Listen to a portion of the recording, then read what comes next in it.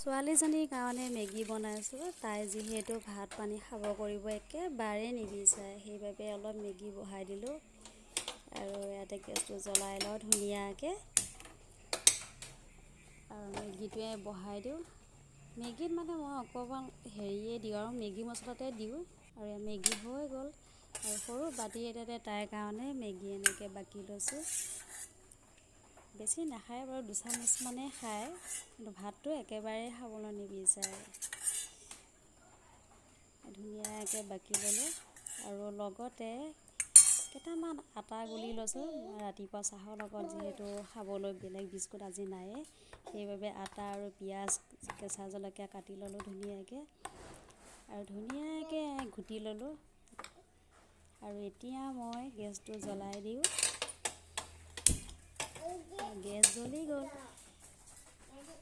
আৰু তেল অলপ দি দিলোঁ। যিহেতু তেলো গৰম হৈছে, এতিয়া অলপ অলপকৈ দি যাওঁ চাৰিওকাষে।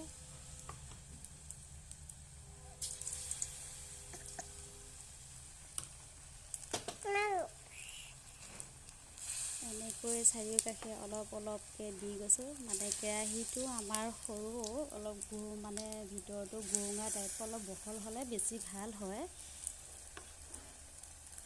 কেৰাহীটো মানে ভিতৰতো গুৰুঙা যে, সেইকাৰণে মানে কমকৈ ধৰিছে আৰু বেছিকৈ মানে একেবাৰে বনাব নোৱাৰি।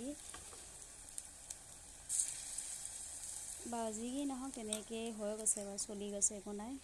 আৰু এয়া পিঠা হৈছেই, এয়া পিঠা আৰু লগতে এয়া চাহো বহাই দিছোঁ। চাহো হৈয়ে গৈছে আৰু এতিয়া পিঠা আৰু চাহ খোৱাহে কথা, নে কি কয় ৰাইজ?